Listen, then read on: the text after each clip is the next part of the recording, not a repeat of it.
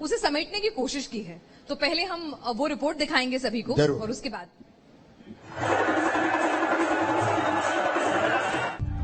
यूं तो मध्य प्रदेश के मुख्यमंत्री शिवराज सिंह चौहान की इमेज बच्चों के मामा, बहनों के भाई, सरल व्यक्तित्व और विवादों से दूर रहने वाले नेता की है। लेकिन मार्च 2020 में जब शिवराज सिंह चौहान ने सीएम पद की शपथ ली तो उनका एक नया अंदाज सामने आया। आजकल अपन खतरनाक मूड में, गड़बड़ करने वालों को छोड़ेंगे फोड़ेंगे नहीं, फार्म में है मामा भी। सुन लो रे, मध्य प्रदेश छोड़ देना नहीं, जमीन में गाड़ दूंगा 10 फीट, पता नहीं चलेगा कहीं भी किसी। भूमाफिया और अपराधियों पर मामा के बुलडोजर के चलने का सिलसिला ऐसा शुरू हुआ कि माफियाओं के बीच खलबली मच गई। सीएम शिवराज के इस रूप की चर्चा हर जगह होने लगी। मामा के चला बुलडोजर, अपराधीता काफी रहे थरे थर। मामा का चला बुलडोजर, अपराधीता काफी रहे थरे थर। गरीबों का हक मारने वाले और जनता को सरकारी सुविधाओं से वंचित रखने वाले अधिकारियों और कर्मचारियों के खिलाफ भी सीएम की सख्ती का सिलसिला चला, वो भी नायक के स्टाइल में, एक्शन ऑन द स्पॉट। तो जिला आपूर्ति अधिकारी जो भी प्रभारी है उसको मैं तत्काल सस्पेंड करता हूँ। ऐसे लोग नहीं चलेंगे, ये थोड़ी चलेगा क्या? जो भी है फूड इंस्पेक्टर वो भी सस्पेंड। चौथे कार्यकाल में सीएम के तौर पर शिवराज सिंह चौहान के तेवर तो गर्म दिखे, लेकिन मामा शिवराज का मन मुलायम ही रहा। चिंता मत करो भांजे भांजियो, तुम्हारी फीस तुम्हारे मम्मी पापा नहीं भरवाएंगे, तुम्हारा मामा भरवाएगा। बात प्रदेश में आई किसी आपदा विपदा की हो तो सीएम शिवराज नींद और भूख की परवाह किए बगैर रात भर खुद मोर्चे पर डटे रहे। धार के कारम बांध में दरार आई तो कड़े और स्पष्ट फैसले लेने में जरा भी हिचक नहीं दिखाई।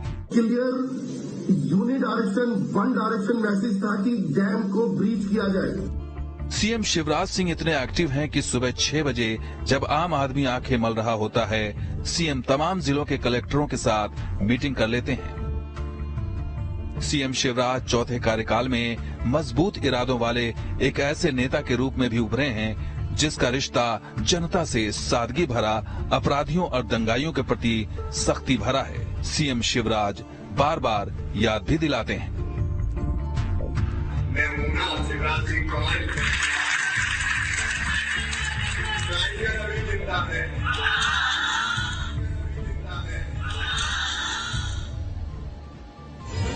तो ये बताइए कि आखिर बच्चों के प्यारे मामा, बहनों के प्यारे मुलायम से भाई ये इतने कठोर कैसे हो गए? देखिए, प्रारंभ से ही हमने कहा है, सज्जनों के लिए फूल से ज्यादा कोमल और दुष्टों के लिए वज्र से ज्यादा कठोर। ये केवल अभी नहीं हुआ। मैं याद दिलाना चाहता हूं, जब पहली बार मैं मुख्यमंत्री बना था तो उत्तरी मध्य प्रदेश में कभी डाकुओं का साम्राज्य हुआ करता था। एक नहीं अनेकों सूचीबद्ध गिरोह होते थे। अपहरण, खड़े करके गोली मार देना, सामूहिक नरसंहार, ये आम बात थी मध्य प्रदेश में। और अगर याद हो तो तब भी मैंने कहा था, मध्य प्रदेश में या तो डाकू रहेंगे या शिवराज सिंह चौहान रहेगा, दोनों एक साथ नहीं रह सकते। और उस समय जितने सूचीबद्ध डकैतों के गिरोह थे या तो समाप्त कर दिए गए, ये 2007 की 6-7 की बात बता रहा हूं, या फिर उन्होंने आत्मसमर्पण कर दिया। और आज वो चंबल के बीहा जहां कभी डाकुओं की बंदूकें गर्जा करती थी, अब कोई डाकू नहीं है। वहां हम अटल एक्सप्रेस वे बना के इंडस्ट्रियल क्लस्टर बनाने की तैयारी कर रहे हैं, वहां एक्सप्रेस वे बन रहे हैं। आपको ये भी मैं ध्यान दिलाना चाहता हूं कि सिमी का जबरदस्त नेटवर्क मध्य प्रदेश की धरती पर था, उसको हमने पूरी तरह से ध्वस्त किया। और लोग शायद ये भूले नहीं होंगे, अगर सिमी के आतंकवादियों ने जेल से तोड़ के निकलने की कोशिश की तो भोपाल से बहुत ज्यादा दूर नहीं जा पाए। और उसके लिए तो अमित शाह जी ने आपकी तारीफ भी की थी। एनकाउंटर में ढेर कर दिए गए। जी जी। नक्सलवाद को हमने केवल छत्तीसगढ़ और महाराष्ट्र और मध्य प्रदेश की बॉर्डर तक सीमित कर दिया। जब भी गड़बड़ हुई तब हमने कठोरता के साथ अपराधियों को कुचलने का काम किया। और आज भी मैं न्यूज नेशन के इस मंच से ये कहना चाहता हूं, अपराधियों को किसी भी कीमत पर नहीं छोड़ेंगे, नेस्त नाबूद कर दिए जाएंगे। ये मध्य प्रदेश है। यानी शिवराज जी जो हैं वो फ्लावर नहीं फायर भी हैं और वो पूरा बता रहे हैं सबको। पहले भी होता था लेकिन इस बार पूरा ठोक कर ऐलान कर रहे हैं। जब आपने ये माफियाओं पे नकेल कसने की तैयारी करी तो किस तरह की अड़चने आई? क्योंकि इनका एक वर्चस्व होता है, अंदर तक पैठ बनाए रखते हैं, मिली भगत होती है जो किसी से छिपा नहीं है। देखिए, मैं तो प्रसन्नता के साथ ये बता रहा हूं, जिसने गड़बड़ की उसके खिलाफ सख्त कार्रवाई हुई, बुलडोजर भी चले, लेकिन कोई एक व्यक्ति मुझे ये कहने नहीं आया कि ये मत करना। किसी का कोई इंटरफियरेंस नहीं था, कोई बाधा सामने नहीं आई, ना तो तब आई और ना अब आएगी। बुलडोजर का आपने जिक्र किया, बुलडोजर और यूपी ये दोनों एक दूसरे के प्राय माने जाते हैं, लेकिन अगर मध्य प्रदेश के इतिहास को खंगाल के देखा जाए तो बुलडोजर की ड्राइवर सीट पर तो काफी लंबे अरसे से आप बैठे हुए थे और काम कर रहे थे। देखिए, जब जरूरत पड़ी मैंने बताया, चाहे डकैत हो चाहे अपराधी हो, उनको कुचलते रहे। ये अलग बात है कि बुलडोजर यूपी के चुनाव के बाद चर्चा में आया। छल मध्य प्रदेश में पहले से भी रहा था, लेकिन तब राष्ट्रीय चर्चा नहीं होती थी उसकी। तो इस बार के चुनाव में बुलडोजर भी नजर आएगा? आप चुनाव में तो प्रेम, स्नेह, आत्मीयता, योजना और विकास ही नजर आएगा। अपराधियों के खिलाफ हमेशा सख्त कार्रवाई जारी रहेगी। चलिए, तो अब हम आगे बढ़े। आपके जो बयान है ना वो बहुत सुर्खियां भी बटोरते हैं, लोगों को पसंद भी बहुत ज्यादा आते हैं। तो हम चाहते हैं कि आपका एक बयान सुनाएं जिसके बहुत सारे राजनीतिक मायने भी निकाले जा रहे हैं और उसको पसंद भी खूब किया जा रहा है। जरा वो सुनते हैं। ये जरा देख ले कौन है टाइगर टाइगर, असली टाइगर कौन सा? जब ये कहां के टाइगर आ गए? ये कौन सी टाइगर शराब आ गई? ये पाउच पाउच जब करो, मारो डंडे, ठीक कर दो सबको, साफ करो, मैं तो छोड़ना नहीं है किसी। देखिए, दोनों मैं एक बार मैंने ये बात उस संदर्भ में कही जब यहाँ 2019 में कांग्रेस की सरकार आई थी। हमारे लोगों को डराया जा रहा था, धमकाया जा रहा था, फर्जी मुकदमे बनाए जा रहे थे, और तब मुझे लगा कि जनता को भी और कार्यकर्ताओं को आज संरक्षण की और साहस की आवश्यकता है। तब मैंने ये कहा था कि टाइगर अभी जिंदा है, चिंता मत करना। और उस दौरान भी मध्य प्रदेश में जहां कहीं अत्याचार हुआ, अन्याय हुआ, प्राकृतिक आपदाएं आई, जनता किसी कष्ट में रही, मैं कभी रुका नहीं, बिल्कुल सीधे उठता था और अन्याय के खिलाफ लड़ता था। ये बात मैंने उस संदर्भ में कही थी। बिल्कुल, और इसमें कोई दो राय नहीं है। वो दौर भी हमने देखा था जब एक बहुत कम वक्त के लिए आप सत्ता से बाहर रहे थे, तो उस दौरान आपने जो भूमिका निभाई थी, जितना एग्रेसिव होकर आपने उस दौरान की सरकार की खामियों को लगाया और जनता के साथ खड़े रहे, वो सबने देखा और शायद यही वजह है कि वापसी भी इतनी जल्द हुई। लेकिन ये जो अभी का संदेश था, वो वाला संदेश तो समझ में आया विपक्ष के लिए था, लेकिन क्या ये वाला संदेश पार्टी के भीतर था? देखिए, कोई और वैकेंसी नहीं है? पार्टी नहीं, परिवार है, और परिवार की तरह ही हम पार्टी को चलाते हैं।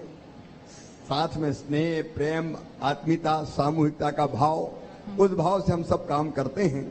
मेरे साथ जो काम साथी करते हैं वो भी योग्यता में कहीं किसी से पीछे नहीं है।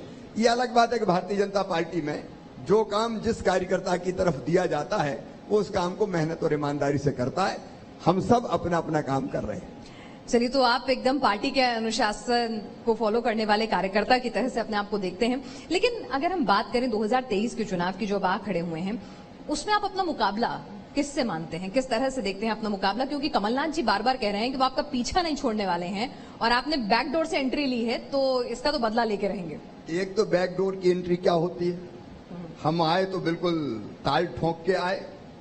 कांग्रेस के विधायक हमारे साथ आके खड़े हुए, इस्तीफा देके आए। एक बात देखी, हमें खैरात में सत्ता नहीं मिली, उन्होंने विधायक के पद से इस्तीफा दिया, ताल ठोंक के जनता के बीच में गए। सारी सीटें कांग्रेस के पास थी, लेकिन कांग्रेस को ऐसे नहीं हराया हमने। एक एक सीट पे किसी पे 64,000 से हारी, किसी पे 57,000 से हारी, किसी पे 53,000 पे हारी। अगर कांग्रेस के मित्र भी टूट के आए तो उनके कारण आए, उसमें हमारा कोई दोष नहीं था, लेकिन वापस शानदार वोटों से जीत के आए। कमलनाथ जी, ये कहां से बैकडोर एंट्री हो गई? ये तो दमदार करते हैं कि आओ इस्तीफा दो, लड़ो फिर से चुनाव, और फिर से जीत के आओ। हम फिर से जीत के आए। तो इस बार वो कह रहे हैं कि वो भोपाल छोड़ के कहीं जाने वाले नहीं हैं, और वो कह रहे हैं कि वो यहीं रहेंगे और आपसे डटकर मुकाबला करेंगे और आपका पीछा नहीं छोड़ेंगे। इस उम्र में और कहां जाएं, काय को ज्यादा कष्ट उठाएं, भोपाल में ही रहें। जितने आराम से रहेंगे उतना बेहतर है। चलिए, तो अब कमलनाथ जी का एक बयान, जब उनका जिक्र इतना आ रहा है तो एक बयान सुनवा देते हैं, फिर उस पर मैं आपका रिएक्शन लेती हूँ।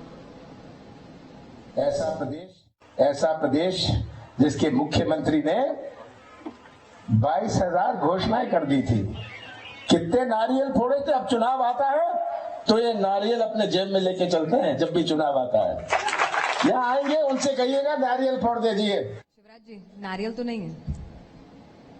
अब देखिए, जिनके अंदर विकास का कोई संकल्प ही नहीं होता, वो नारियल कहां से फोड़ेंगे।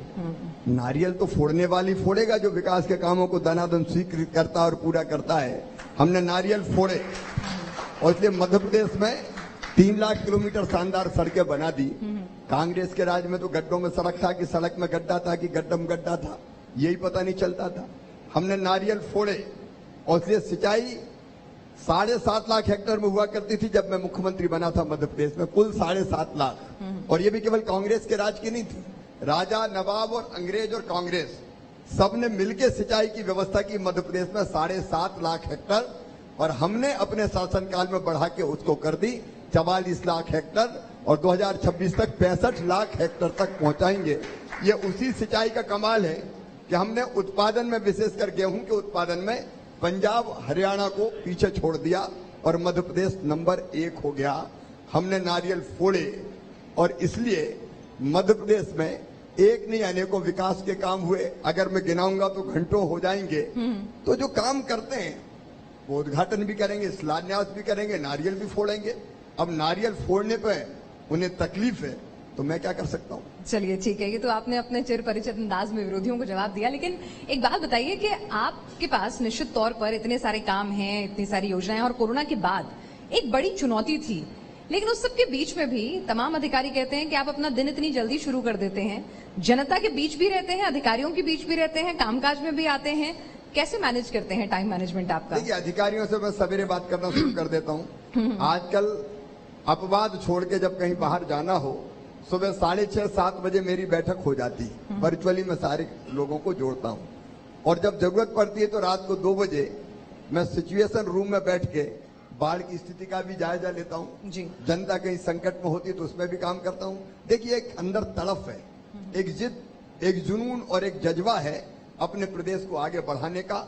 और अगर जनता कष्ट में होती है तो फिर मैं सो नहीं सकता। उत्तराखंड में अगर खाई में बस गिर गई तो मैं किसी अधिकारी को भेज सकता था, लेकिन मैं मुख्यमंत्री निवास में कैसे चैन से सोता तब जब मेरे लोग खाई में पड़े हुए हैं, गड्ढे में पड़े हुए हैं। इसलिए मैंने उठाया विमान और रात को 2 बजे में उत्तराखंड देहरादून पहुंच गया। देखिए, ये तड़फ अगर आपके दिल में है तो आपको नींद भी नहीं आएगी, भूख भी नहीं लगेगी, प्यास भी नहीं लगेगी। एक ही चीज दिमाग में होगी कि संकट से हम जनता को कैसे बाहर निकाल के ले जाएं, क्योंकि मेरे लिए जनता जनता नहीं है, हमारा परिवार है। बिल्कुल, आपने रिश्ते बनाए हैं और रिश्तों का बखूबी निभा भी रहे हैं। और वक्त वक्त पर हमने देखा है, अभी हाल फिलहाल में भी जब स्थितियां थी, जब डैम की स्थिति हुई थी, तब भी आप निजी तौर पर थे, बाढ़ में भी आप निजी तौर पर थे, हमने वक्त वक्त पर वो देखा भी है। लेकिन अगर मैं आपसे पूछूं बतौर मुख्यमंत्री, इस बार आपके सामने चुनौतियां कई थी, खासतौर से कोरोना काल में जब पूरा देश एक आर्थिक संकट से, स्वास्थ्य सेवाओं के संकट से जूझ रहा था, तो कितना मुश्किल रहा अपने प्रदेश को रिवाइव करवाना? इस बार मैं जरूर ये कहूंगा कि मैं 23 मार्च 2020 को मैंने शपथ ली रात में 9 बजे जी, और सवेरे लॉकडाउन लग गया पूरे देश में। हमारे आय के जितने साधन थे, दुकान बंद, बिजनेस बंद, व्यापार बंद, आना बंद, जाना बंद, काम बंद। वो सचमुच में वो समय बहुत कठिन था, लेकिन मैं प्रधानमंत्री श्रीमान नरेंद्र मोदी जी को हृदय से धन्यवाद देना चाहूंगा। उनके कुशल नेतृत्व के कारण हम कोविड जैसी महामारी से मुकाबला कर पाए, तब भी जब उसका इलाज नहीं था। मैं कोविड के दूसरे दौर में, मैं सच कहूं, अंदर तक से हम लोग हिल जाते थे जब कोई मौत की खबर आती थी। एक नहीं अनेकों मृत्यु उस समय हुई, बहुत भयानक दौर था। और तब जब ऑक्सीजन की जरूरत ज्यादा होती थी, उस समय दिन और रात हम सोते नहीं थे, एक ही चिंता रहती थी, ऑक्सीजन पहुंच जाए। और मैं ऑक्सीजन के टैंकर के ड्राइवर तक से बात करता था, कहां पहुंचे, कैसे पहुंचे, कब पहुंच जाओगे। आगे टैंकर के पायलट गाड़ी चलती थी, पीछे पायलट गाड़ी चलती थी। वो दौर सचमुच में बहुत खौफनाक था, बहुत भयानक था। लेकिन प्रधानमंत्री जी का कुशल नेतृत्व और ईश्वर की कृपा से उस दौर से हम बाहर निकले। सिवाय उसके मुझे और कोई परेशानी, हम कैसे समय पर सारी व्यवस्थाएं जुटाएं, हमने जुटाने की कोशिश की, दिन और रात एक किया, कोई कसर नहीं छोड़ी। उस समय तो 7-8 दिन तो ऐसा दौर था जब रात रात भर नहीं सोए, केवल एक ही चिंता रहती थी, लोगों की जान बचे। वो दौर जरूर खतरनाक था, आर्थिक संकट भी थे, लेकिन आर्थिक संकट के उस दौर में भी हमने गरीबों के खाते में पैसे डालने का काम लगातार जारी रखा। और आज मैं आत्मविश्वास के साथ ये कहता हूं, जहां चाह होती है वहां राह निकल ही जाती है।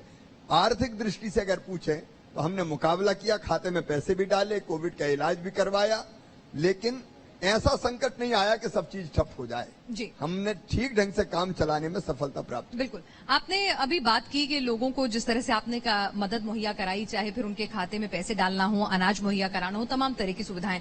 लेकिन आजकल एक फ्रीबीज को लेकर एक सवाल उठने लगा है कि रेवड़िया कल्चर जो है, कई लोग अपने चुनाव जीतने के लिए भी इस तरह के जो तमाम कॉन्सेप्ट है उनको लेकर आते हैं कि ये फ्री में देंगे, ये फ्री में देंगे। तो किस तरह के सामंजस्य स्थापित किया जाए कि जो वेलफेयर स्कीम्स हैं और जो फ्रीबीज हैं उनको कैसे डिफरेंशिएट करते हैं, इसको कैसे देखते हैं आप? एक रेवड़ियां बांटना और एक सामाजिक न्याय। हम चुनाव जीतने के लिए अनाप शनाप ऐसे वादे करें कि जो पूरा करना व्यवहारिक रूप से संभव ही नहीं हो। कोई टीवी बांटे, कोई फ्रिज बांटे, कोई अलग चीज बांटे, अब इसको हम कहेंगे रेवड़ियां। लेकिन अगर प्रधानमंत्री आवास योजना का मकान मिलता है और गरीब को छत मिलती है तो ये रेवड़ी नहीं, उसका अधिकार हम दे रहे हैं उसको। देखिए, आखिर देश के संसाधन पर सबका हक है, सबका अधिकार है। गरीब का भी हक है, पानी सबकी, जमीन सबकी, हवा सबकी, खदानें सबकी, तो सबके पास तो नहीं है।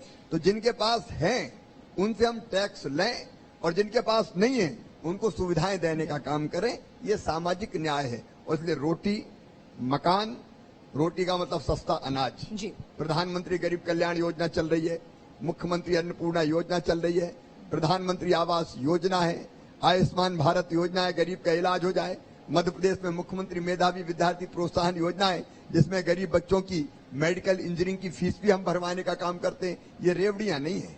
प्रतिभा धन के अभाव में कुंठित ना हो जाए, ये संकल्प है हमारा। और इसलिए दोनों में भेद करना पड़ेगा। केवल चुनाव जीतने के लिए कुछ भी बांटना, लेकिन आवश्यकता अगर है तो न्यूनतम आवश्यकताओं को पूरा करना, वो सामाजिक न्याय है। और चुनाव जीतने के लिए कुछ भी बांट देना, वो रेवड़ी है, उससे देश का और प्रदेश का नुकसान हो। जी। अच्छा, अभी मैं कुछ डेटा की तरफ देख रही थी और मैंने देखा कि तमाम, जब पूरी देश ही नहीं अंतर्राष्ट्रीय स्तर पर भी आर्थिक मंदी से जब तमाम लोग गुजर रहे थे, तब मध्य प्रदेश के अंदर विदेशी और देशी निवेश जो है वो 3 गुना हुआ है। तो इस डेटा के मुताबिक तो एक अच्छा निवेश प्रदेश में आया है। तो ये किस तरह से आपने मैनेज किया इसे? मुझे बताती हूँ खुशी है कि मध्य प्रदेश की करंट प्राइजेज पे हमारी जो विकास दर है वो है 19.76%। देश में नंबर 1 है मध्य प्रदेश, जो इतनी विकास दर हमने हासिल की है। उसमें एग्रीकल्चर जो हमारी विकास दर है, कृषि की विकास दर, वो भी बहुत उल्लेखनीय है। मध्य प्रदेश की जीडीपी का साइज आज 11.5 लाख करोड़ को पार कर गया है। जब मैं मुख्यमंत्री बना था तो 1 लाख करोड़ के आसपास हुआ करता था। देश की जीएसडीपी में मध्य प्रदेश का योगदान पहले कभी 3.6% हुआ करता था, आज 4.6% है। 1% हमने बढ़ा दिया। तो आर्थिक दृष्टि से मध्य प्रदेश को मजबूत करने का काम हर मोर्चे पर किया है। और मध्य प्रदेश इन्वेस्टर फ्रेंडली है। हर सोमवार को मैं निवेशक के साथ व्यक्तिगत मीटिंग भी करता हूं। हम निवेश को आकर्षित करने के लिए अपने भारत के जो अलग अलग दूतावास है, हमारे एम्बेसडर्स हैं, उनसे भी संपर्क में रहते हैं। यहाँ अलग अलग देशों के एम्बेसडर्स हैं, उनके संपर्क में भी हम रहते हैं। इन्वेस्टर फ्रेंडली नीतियों के जरिए और मध्य प्रदेश की जो विशेषताएं हैं, उन विशेषताओं के जरिए हम निवेश को यहाँ मध्य प्रदेश लाने का प्रयास कर रहे हैं। प्रयास हमारे निरंतर जारी है। जैसे मध्य प्रदेश में अभी इस साल प्रधानमंत्री जी को मैं धन्यवाद दूंगा, प्रवासी भारतीय सम्मेलन मध्य प्रदेश में 7, 8, 9 जनवरी को इंदौर में होगा। मध्य प्रदेश में उसी समय ग्लोबल इन्वेस्टर समिट हमने 10 और 11 तारीख को रखा है, जिसमें देश और दुनिया भर के निवेशक हम बुलाएंगे।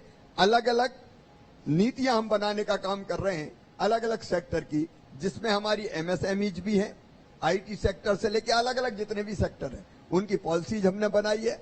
और अपने गंभीर प्रयास के कारण और मध्य प्रदेश की आर्थिक साख के कारण कि मध्य प्रदेश की अर्थव्यवस्था लगातार मजबूत हो रही है, निवेशक लगातार देशी भी आ रहे हैं और विदेशी भी आ रहे हैं। बिल्कुल, तो आपने तो अपना 2.5 साल का रिपोर्ट कार्ड अपने विकास कार्य बताए हैं। जनता अपनी कसौटी पर उन्हें चुनावी साल में परखेगी जरूर, लेकिन अब कुछ राजनीति की बातें भी मैं आपसे करना चाहती हूँ। जो निगम के चुनाव हुए और जो तमाम बातें हुई, सबसे पहला एक सवाल आता है लोगों के जहन में कि मध्य प्रदेश में शिवराज जी सरीखा कोई दूसरा लोकप्रिय नेता क्यों नहीं हो पा रहा है? नहीं, नेता अपने अपने स्थान पर सब लोकप्रिय है। मुझे बिल्कुल ये दम्भ और अभिमान नहीं है कि मैं ही लोकप्रिय हूँ। भारतीय जनता पार्टी में सभी हमारे साथी लोकप्रिय हैं। काम अलग अलग हो सकते हैं, लेकिन अपने अपने क्षेत्र में और अपने अपने काम में सब प्रवीण भी है, ईमानदारी से काम भी कर रहे हैं और सब लोकप्रिय है। ये तो आपकी मॉडेस्टी है, लेकिन एक और जो चीज है जो आपके लिए यहाँ पर कही जाएगी कि राजनीति में परिवारवाद के आरोप लगते हैं और सभी पार्टियों पे लगते हैं, कहीं कम कहीं ज्यादा। इससे आप अपने आप को कैसे बचा पाए? आपने अपने परिवार के लोगों को कहीं भी राजनीति में आगे नहीं करा? देखिए, भारतीय जनता पार्टी के लिए तो कार्यकर्ता ही परिवार है, तो हमारे परिवार के लोग ही तो राजनीति में आगे बढ़ रहे हैं। अब उसमें ब्लड रिलेशंस वाले आगे आए, ये क्यों होना चाहिए? और ये बात बिल्कुल सच है, प्रधानमंत्री जी ने जिस मुद्दे की तरफ देश का ध्यान दिलाया है, परिवारवाद मतलब एक ही परिवार की पार्टी, क्या वर्षों तक एक ही परिवार चलेगा? राजतंत्र है क्या यहाँ? आप देख लीजिए, कांग्रेस को देख लीजिए, दूसरी पार्टियों को देख लीजिए, क्षेत्रीय दलों में भी बाप दादा, दादा के बाद पिता, पिता के बाद बेटा, बेटे के बाद पोता। अब ये परिवारवाद ये क्यों चलना चाहिए? मेरे घर के और मेरे परिवार के अलावा, और मेरा परिवार भी रक्त संबंधी, उसके अलावा कोई दूसरा आ ही ना पाए, ये क्यों होना चाहिए? इससे देश को बचाने की जरूरत है। अगर परिवार के बच्चे आना चाहें तो? परिवार के बच्चे आना चाहे तो अपनी मेहनत करेंगे, काम करेंगे। कोई आना चाहे तो भारतीय जनता पार्टी ने कभी ये मनाही नहीं की, लेकिन पिता के कारण थाली परोस के पुत्र को दे दो, ये भारतीय जनता पार्टी में नहीं होता। चलिए, अच्छा ये बताइए कि आपके लिए इस बार कितनी बड़ी चुनौती होने वाली है? क्योंकि एक एंटी इनकम्बेंसी होती है, प्यार अपनी जगह, कामकाज अपनी जगह, लेकिन एक एंटी इनकम्बेंसी होती है, तो उसके ऊपर पार पाना आपके लिए कितनी बड़ी चुनौती होगी इस बार? मुझे तो कोई चुनौती दिखाई नहीं देती। अगर आप काम करते हैं तो एंटी इनकम्बेंसी नहीं होती, प्रो इनकम्बेंसी होती है। और भारतीय जनता पार्टी इसका उत्तम उदाहरण है देश की राजनीति में। हम अपने विकास के कामों के द्वारा, जन कल्याण की योजनाओं के द्वारा फिर से शानदार ढंग से सत्ता में वापसी करेंगे, क्योंकि आगे भी हमको इन कामों को लगातार जारी रखना है। अच्छा, एक बात बताइए कि अगर हम देखें निकाय चुनावों में एक अच्छी जीत तो मिली, लेकिन कई सेक्टर्स ऐसे हैं, ग्वालियर की बात करें, जबलपुर की बात करें, तो वहां निगम चुनावों में हार भी हुई है, कई जगह थोड़ा बहुत असंतोष भी है। तो वो क्या कारण रहे? कोई आपको लगता है कि एक चिंता का विषय वो हो सकता है? लोकतंत्र का आनंद है। देखिए, आप जीते ये सही है, लेकिन 100% ही जीते लोकतंत्र में, ये क्यों? और इसलिए जहां परिणाम ऐसे आए हैं, अब आपको सारे आंकड़े पता है, हम 23,000 में से 20,000 सरपंच हमारे जीते, लेकिन 3,000 तो हारेंगे ना। ऐसा थोड़ी कि हम 100% जीत ही जाएं। हमने नगर पालिका और नगर पंचायतों में लगभग 85% के आसपास जीत प्राप्त की। अब 15% पे तो हारेंगे ही ना। कई बार ये हार भी काला टीका बन जाती है, और कई बार ये हमें सही रास्ता भी दिखा देती है कि यहाँ तुम गलती कर गए, यहाँ संभलो। तो इतना जरूरी भी है, मतलब लोकतंत्र में विपक्ष भी रहना चाहिए। हम उसको बहुत सकारात्मक ढंग से लेते हैं। जी जी, कि जहाँ अगर कोई गलती, जहाँ कोई चूक हुई है, सफलता अगर नहीं मिली, तो गहराई में जाके सोचिए कि गलती कहाँ है। जनता को हम कम्युनिकेट चीजें नहीं कर पाए, या कहीं कोई बीच में गड़बड़ रह गई, उसका हम फिर परीक्षण करते हैं और फिर सुधार करके आगे बढ़ते हैं। अच्छा शिवराज जी, एक बात बताइए कि अगर हम देखें, विपक्ष भी कई बार आलोचना करता रहा आपके नेतृत्व को लेकर, कई बार सवाल उठते रहे, लेकिन फिर भी आपने हर बार अपना जादू जो है जनता के दिल पर चला ही दिया, और पार्टी में भी जो भी विरोध रहा या विपक्षियों के स्वर रहे उनको भी शांत कर दिया। इसके लिए क्या क्या आपके गुर क्या है? देखिए, विरोधियों की तो मजबूरी है। देख, देश की राजनीति ऐसी हो गई है कि अगर कोई विरोधी नेता हमारे किसी अच्छे काम की सराहना कर देगा तो उसकी पार्टी में उसकी बाट लग जाएगी। लोग कहेंगे तो मिल गया उनसे जाके। तो दुर्भाग्य है कि एक जमाना था जब अच्छे कामों की प्रशंसा भी लोग करते थे तो अदरवाइज नहीं लिया जाता था, लेकिन आज अगर किसी ने कह दिया कि नहीं ये काम तो अच्छा हो गया, तो बेचारे उसी के अस्तित्व पे संकट आ जाएगा। इसलिए विरोधी की मजबूरी है कि वो केवल आलोचना करें। तो कुछ तो लोग कभी ऐसा हुआ ऑफ द रिकॉर्ड विरोधियों के फोन आए कि भाई शिवराज जी ये काम बहुत शानदार किया है आपने? देखिए, मेरे तो सब मित्र हैं, मैं किसी को भी राजनीति में शत्रु नहीं मानता। राजनीतिक प्रतिद्वंदी हैं, अंतर विचारधाराओं का है, लेकिन व्यक्ति के नाते मैं सबका आदर करता हूं और इसलिए बातचीत तो चलती रहती है।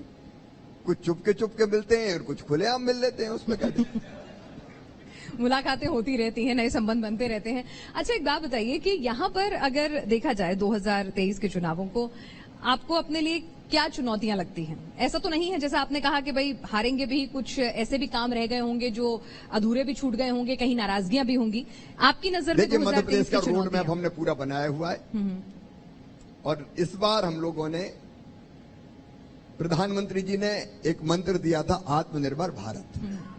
हमने तय किया आत्मनिर्भर भारत के लिए आत्मनिर्भर मध्य प्रदेश, और उसके 4 प्रमुख पिलर हमारे। नंबर 1 अधोसंरचना, इंफ्रास्ट्रक्चर। हमने काफी काम किया है, सड़कें से लेकर बाकी सब, लेकिन उसके आगे जाना है। इसलिए मैंने कहा Chambal express, Atal expressway, Narmada expressway, ये केवल एक्सप्रेस वे नहीं है, इनके आसपास हम इंडस्ट्रियल क्लस्टर डेवलप कर रहे हैं, नई टाउनशिप लेके आ रहे हैं, हम नए एयरपोर्ट बना रहे हैं भोपाल और इंदौर के बीच में, वहां ग्रीन फील्ड सिटी हमारी बनेगी, नई टाउनशिप खड़ी करने की हमारी योजना है। परिवहन की दृष्टि से हम देखें तो हम केवल सड़क का उपयोग क्यों करें, हमने ये तय किया कि हम आसमान का उपयोग भी करेंगे। उज्जैन में महाकाल महाराज के दर्शन करने बड़ी संख्या में लोग जाते हैं, बाय रोड जाते हैं तो कई बार त्योहारों पे जाम लग जाता है, इसलिए हमने तय किया कि सीधे रेलवे स्टेशन पर उतरे उज्जैन में और वहां से केबल कार में बैठे और रोपवे से सीधे महाकाल महाराज के मंदिर उतर जाएं, सड़क से जाने की जरूरत नहीं है। भोपाल में भी हम ये प्रयोग करने वाले हैं, इंदौर में भी हम ये प्रयोग करने वाले हैं, जबलपुर ग्वालियर में भी ये प्रयोग करने वाले हैं। तो अधोसंरचना ऐसा नहीं कि कभी मेट्रो भोपाल इंदौर में बनी रही है, ये कभी खत्म नहीं होती, एक काम पूरा होता तो उसके आगे का। तो अधोसंरचना की दृष्टि से ऐसे अनेकों नए प्रयत्न, नंबर 1। नंबर 2 शिक्षा और नंबर 3 स्वास्थ्य। शिक्षा में हमने नया प्रयोग किया है सीएम राइज स्कूल का, अभी हमने प्रारंभ किए हैं। सरकारी स्कूलों में गुणवत्तापूर्ण शिक्षा गरीब बेटा बेटियों को भी मिले और इसलिए ये स्कूल हम युद्ध स्तर पे खोल रहे हैं। इनका भवन, वहां smart class, playground, library, lab की व्यवस्था और बाद में बसों की व्यवस्था, ताकि गांव से, क्योंकि हर गांव में स्कूल खोलना संभव नहीं है, शिक्षक भेजने होते हैं और इसलिए 15, 20, 25 गांवों के बीच में एक सीएम राइज स्कूल और उनके बच्चों को भी बस लेने गांव जाएगी। आधा घंटे में सड़कें अच्छी है, बच्चों को लेके आएगी, दिन भर बच्चे पढ़ेंगे, शाम को बच्चों को घर छोड़ के आएंगे। तो शिक्षा के क्षेत्र में एक नई क्रांति मध्य प्रदेश की धरती पर हम करने वाले हैं। स्वास्थ्य की दृष्टि से, क्योंकि शिक्षा के साथ साथ स्वास्थ्य हमारे लिए बहुत महत्वपूर्ण विषय है मध्य प्रदेश में, और इसलिए नए मेडिकल कॉलेजेज हम खोल रहे हैं। प्राइवेट सेक्टर में भी मेडिकल कॉलेज लाने की नीति हमने बनाई है। उसके अतिरिक्त जिला अस्पताल ठीक हो, वह सारी व्यवस्थाएं हो, प्राइमरी हेल्थ आपका हेल्थ सेंटर हो या सामुदायिक स्वास्थ्य केंद्र हो, उनको मजबूत करने की योजना। हमने ये भी तय किया कि योग जैसी विधाओं का उपयोग करके भी आयुष के साथ हम लोगों के स्वास्थ्य को ठीक करने की दिशा में महत्वपूर्ण कदम उठाएंगे। उसके साथ साथ गुड गवर्नेंस के हमारे कई प्रयोग, टेक्नोलॉजी का इस्तेमाल करते हुए वो हम लगातार करने का अभियान हाथ में लिए हुए। और अर्थव्यवस्था और रोजगार के मामले में मैं कहना चाहूंगा 2.5 लाख रोजगार के अवसर, रोजगार एक बड़ा मुद्दा है। मतलब इस बार हमने तय किया है कि महीने में एक दिन रोजगार दिवस के रूप में मनाएंगे। अभी 27 तारीख को रोजगार दिवस संपन्न हुआ और हर महीने 2.5 लाख नौजवानों को या बहनों और भाइयों को हम रोजगार से लगाएंगे। रोजगार मतलब केवल सरकारी नौकरी नहीं, एक साल में 1 लाख पदों पे हम सरकारी भर्ती करेंगे, लेकिन इसके साथ साथ सेल्फ एम्प्लॉयमेंट से जुड़ी योजनाएं, प्रधानमंत्री रोजगार सृजन कार्यक्रम, मुद्रा योजना, मुख्यमंत्री उद्यम क्रांति योजना, जिसमें हम अपने नौजवानों को 1 लाख से लेकर 50 लाख रुपए तक का लोन, जिसकी गारंटी सरकार लेती है, वो देने का काम करते हैं। इंटरेस्ट सब्सिडी भी देते हैं। आजीविका मिशन के अंतर्गत बहनों को रोजगार, तो ऐसे अनेकों प्रयास कर रहे हैं जिससे 2.5 लाख रोजगार के अवसर कुल मिला के हर महीने पैदा हो। तो रोजगार पे हमारा फोकस है, अर्थव्यवस्था को मजबूत बनाने पे हमारा फोकस है। बिल्कुल। और अगर इतना लंबा चौड़ा अगर रोजगार भी मिल रहे हैं और ये तमाम काम हो रहे हैं तो जनता के लिए अपने प्यारे सीएम से रुष्ट होना थोड़ा मुश्किल हो जाएगा, और इसीलिए शायद आपको विरोधी जो हैं, आपको लगता नहीं है कि इस बार आपके लिए कोई चुनौती बहुत बड़ी पेश कर पाएंगे। लेकिन आपने चुपके मुलाकातों का जिक्र किया तो एक किस्सा तो पूछना बनता ही है, क्या ज्योतिरादित्य जी से भी मुलाकात चुपके ही हुई थी? उनसे तो खुलेआम ही हुई। नहीं, अब तो हो गई, लेकिन लेकिन ये अलग बात है। हाँ। कि कांग्रेस को ये पता ही नहीं चला कि कब उनके इतने विधायक निकल गए और कहां निकल गए। हमें भी बाद में पता चला कि कुछ लोग निकल के बेंगलोर चले गए। जब बेंगलोर चले गए तब हमने हालचाल पूछा कि भाई बात क्या है, लेकिन यहाँ पता ही नहीं चला किसी को। तो मैं मुलाकात चुपके का मैंने ये कहा था कि कई बार राजनीतिक प्रतिद्वंदी मित्र ये सोचते हैं कि शिवराज से ओपन में अगर मिल लिए तो गड़बड़ हो जाएगी, सीआर गड़बड़ होगी, और इसलिए कुछ लोग उसमें संकोच करते हैं। तो अभी भी कुछ ऐसी मुलाकातें जारी हैं क्या? मुलाकात तो मेरी हमेशा जारी रहेगी। मैं तो हमेशा मिलने जुलने में भरोसा रखता हूँ। अब हम क्या करें, राष्ट्रपति जी के चुनाव हुए और 19 विधायकों ने इधर वोट कर दिया, उधर से हम क्या कर सकते हैं। करा तो कुछ होगा ही, ऐसे थोड़ी मतलब मुलाकातें हुई होंगी, बात हुई होगी, कुछ असर हुआ होगा तभी तो। आत्मा की आवाज पे वोट दे दिया और उनको पता ही नहीं चला। अच्छा चलिए ये बताइए कि आप सभी के इतने प्यारे मुख्यमंत्री हैं, तमाम लोग आपके बारे में कुछ जानना भी चाहते हैं। शिवराज जी, जनता, सरकार, कामकाज के बीच में अपने लिए जब वक्त निकालते हैं तो उन्हें क्या सबसे ज्यादा अच्छा लगता है?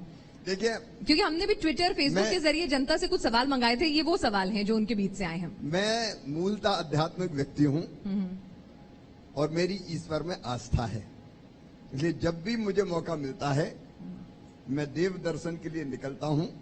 यहाँ भी मैं पूजा रोज करता हूँ और उससे नाता जोड़ने की कोशिश करता हूँ ताकि मैं कोई गलती ना करूं और ऊर्जा अच्छा काम करने की मुझ में लगातार बनी रहे। और इसलिए एक काम तो ये मैं लगातार करता हूँ। दूसरे, मुझे जैसे आज ही मैंने मुख्यमंत्री निवास पे बुलाए भोपाल के स्ट्रीट वेंडर परिवार सहित, अकेले नहीं आए, बच्चे भी आए, मेरे भांजे भांजी, हाथ ठेला में फल बेचने वाले, सब्जी बेचने वाले, फुटपाथ पे दुकान लगाने वाले, छोटी मोटी किराने की गुमटी वाले, बूट पॉलिश करने वाले, बाल काटने वाले। हाँ, मैंने पोस्टर्स देखे थे सीएम आवास के बाहर जोड़ने वाले, आज वो सब परिवार के साथ आए। उनके साथ मैंने मस्ती की, उनके सांस्कृतिक कार्यक्रम बच्चों ने प्रस्तुत किए, बीच में सवाल और जवाब होते रहे, उनके साथ मैंने भोजन किया, मुझे अद्भुत आनंद आया। देखिए, मेरा हॉबी कहें तो सीधे जनता से जुड़ना है। उसमें अब नेता की इससे अच्छी हॉबी हो जाए तो और कहना ही क्या, कि जनता से जुड़ना है, जनता के बीच रहना है। उसी में मैं आनंदित रहता हूँ और गाता रहता हूँ। मैं बसाना चाहता हूँ स्वर्ग धरती पर, आदमी जिसमें रहे बस आदमी बनकर, उस नगर की हर गली तैयार करता हूँ, आदमी हूँ, आदमी से प्यार करता हूँ। बहुत शानदार। अब आपने ईश्वर का जिक्र किया तो जरा, अगर आपके, कई बार हमने सुना है आपके मुंह से रामधुन, तो अगर आप की इच्छा हो तो अगर गुनगुना सकें। गला फटे बांच जैसा हो रहा है चलिए अगली बार के लिए रखते हैं, ये कोई दिक्कत नहीं। और यहाँ माहौल भी अभी वैसा नहीं है। चलिए अगली बार के लिए कोई नहीं, हम तो हमारे दर्शक फिल्में देखते हैं। आप, हमें ये ट्विटर और फेसबुक से सारे सवाल आ रहे हैं तो मैंने कहा कि ये जरूर पूछे जाएंगे। फिल्में देखता हूँ, अभी लेटेस्ट भी नहीं, अभी तो बहुत दिनों से नहीं देखी। हमने देखी थी कश्मीर फाइल्स। हाँ, कश्मीर फाइल्स। कश्मीर फाइल्स, हाँ, वो अभी हमने देखी थी लेटेस्ट। अब भी और देखने की इच्छा है, देखेंगे। तो ये फिल्मों के बॉयकॉट का जो ट्रेंड चलता है, आप उसमें बिलीव नहीं रखते? मैं फिल्मों का बॉयकॉट कभी नहीं करता। मैं कलाकारों की बहुत इज्जत करता हूँ और मैं बचपन से बहुत पसंद करता था अशोक कुमार जी को।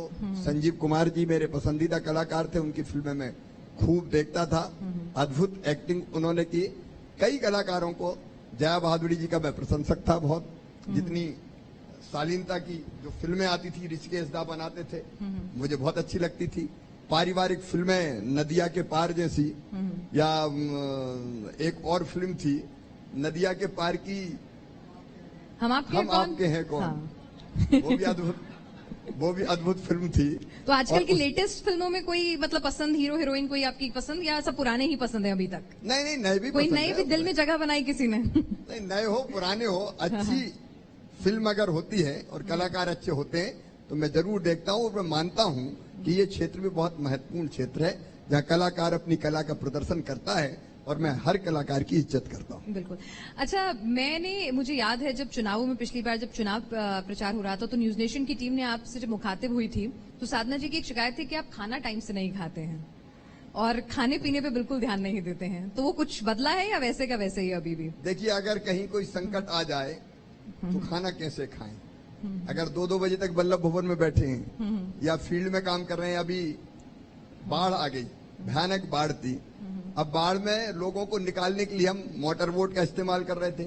एसडीआरएफ, एनडीआरएफ की टीम, होमगार्ड के जवान लगे हुए थे, लेकिन कई जगह लोग ऐसे फंसे थे कि वहां कोई जा ही नहीं पा रहे थे। तो हमने सेना के हेलीकॉप्टर और जवान बुलाए, एक जगह एक गांव से लोग निकल नहीं रहे थे।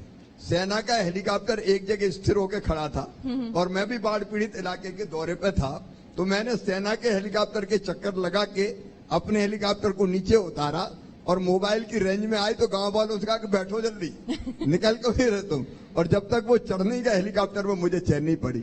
जब ऐसे संकट होते तो खाना कहां से समय पे आप खाएंगे। लेकिन अब ऐसे भी मध्य प्रदेश के लोग तो जो मतलब मालवा रीजन है यहाँ पूरा का पूरा मतलब 56 भोग है, सब कुछ इतना फेमस है, तो मुख्यमंत्री जी की पसंद मौका क्या मिलता है? तो टूट पड़ते हैं हम। तो कचौड़ी हो, समोसे हो, पकोड़े हो, कोई नहीं छोड़ते। हम ऐसे नहीं है कि मैं तो उबली सब्जियां ही खाता हूँ। अच्छा, मैं तो भैया कचौड़ी भी खाता हूँ, समोसे भी। और अभी स्ट्रीट वेंडर वाले भाइयों के साथ बेड़ई और सब्जी खा के आया हूँ आलू की। मुझे परहेज बरेज किसी चीज से नहीं, किसी चीज से नहीं, तब भी फिट रहते हैं एकदम। हाँ भी फिट रहता हूँ। हाँ, नहीं, बहुत शानदार। तो ये हमारे कुछ सवाल आए थे हमारे पास। एक आखिरी सवाल मेरा यहाँ आपसे कि मध्य प्रदेश को लेकर शिवराज जी इतना करीब से जुड़े रहे, जनता से एक रिश्ता कायम किया है, कोई सपना, कोई विजन जो देखा हो कि हाँ मेरा मध्य प्रदेश ऐसा मैं चाहता हूँ? देखिए, सपने हमेशा बदलते रहे। जब मुख्यमंत्री बना तब सड़क बन जाए अच्छी, वही सपना था। बिजली आती नहीं थी, 3-4 घंटे आती थी तो बिजली मिल जाए लोगों को, वही सपना था। गांव गांव में सूखी खेती होती थी तो सिंचाई हो जाए, वो जरूरी था। तो अलग अलग समय पे सपने बदलते रहे। अब मैं, जैसा मैंने बताया, मैं सपने देख रहा हूँ औद्योगिक निवेश के, देश से भी आए और विदेश से भी आए। मैं सपना देख रहा हूँ हमारे ODOP, जो हमारे एक जिला एक उत्पाद में गरीब आदमी भी जो चीज बनाता है, हमारी गांव की बहनें जो चीज बना रही है, उसको हम कैसे एक्सपोर्ट करें। मैं सपना देख रहा हूं कि मध्य प्रदेश का गेहूं, जो सबसे बढ़िया गेहूं है, MP वीट के नाम से जाना जाता है, उसको हम एक्सपोर्ट करें। इस बार हमने 15-16 लाख मीट्रिक टन एक्सपोर्ट कर दिया। मध्य प्रदेश का हमारा जो चावल है, सर्वत उसका बासमती चावल, उसको हम एक्सपोर्ट करें। फिर सोचते हैं इसको काहे को हम इसकी वैल्यू एडिशन करके एक्सपोर्ट करने का काम करें। और जैसे मैंने बताया कि पहले हम सड़क पर चलने की बात करते थे, अब मुझे लगता है केवल कार चले। तो अब ये तो सपने हमेशा बदलते रहते हैं और सपनों को कोई अंतहीन है ये, क्योंकि विकास की यात्रा अनंत है जी। एक चीज हो जाती है तो उससे आगे फिर दूसरी चीज दिखाई देती आपका है। एक सपना बहुत आकार लेता हुआ मुझे आज नजर आया जब मैं आ रही थी, और मुझे ड्राइवर ने बताया कि आपको एक, ये आपका काम है, एक मिशन आपने लिया हुआ है, आप रोज एक पेड़ लगाते हैं, और अब शायद उसकी संख्या आपने 3 कर दिया अगर मैं गलत नहीं हूं तो ये क्या और कहां से आई ये सोच? क्योंकि बहुत शानदार सोच है। और जिससे आप, मुझे जो आपके तमाम करीबी हैं उनसे जब बातचीत की, उन्होंने कहा कि आप सब कुछ अगर थोड़ा बहुत आगे पीछे हो सकता है, लेकिन 10 बजते के साथ ही पेड़ तो लगना ही है। देखिए, ये मेरे जीवन का वैसे ही अंग है। जैसे मैं भोजन करता हूं तो भोजन जरूरी है, भोजन करने में देर लग जाए लेकिन पेड़ लगने में देर नहीं होना चाहिए। क्योंकि पेड़ लगाना मतलब आने वाली पीढ़ियों के लिए धरती बचाने का काम है, ये पर्यावरण बचाने का काम है। एक पेड़ जब मैं देखता हूँ, आप वयस्क पेड़ एक देखें, कितने लोगों को जिंदगी देता है। हमें तो ऑक्सीजन देता ही है जो जिंदा रहने के लिए जरूरी है।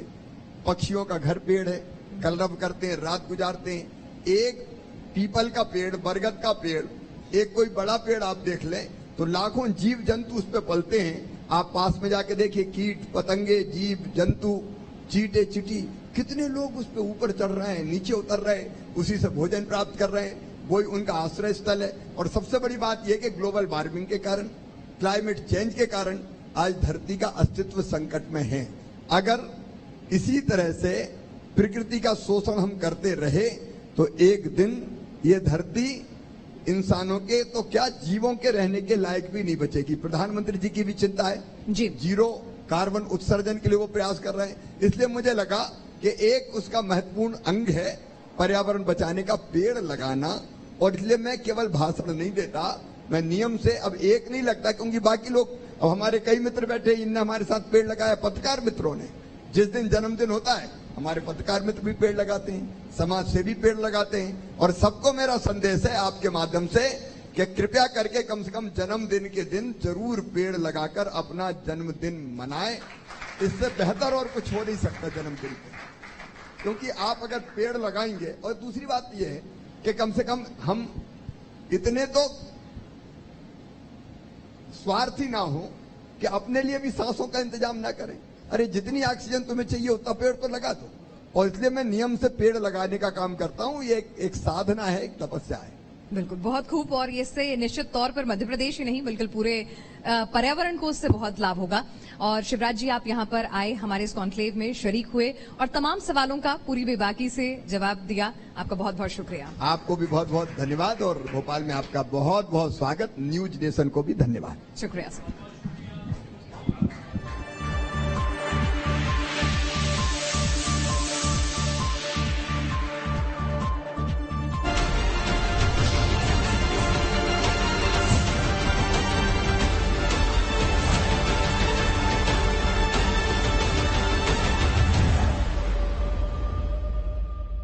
तो आप सुन रहे थे सीएम शिवराज सिंह चौहान को, किस तरह से उन्होंने हर सवाल का बेबाकी के साथ जवाब दिया। इसके साथ साथ मध्य प्रदेश को लेकर उनका क्या विजन है, इस बात का जिक्र भी उन्होंने किया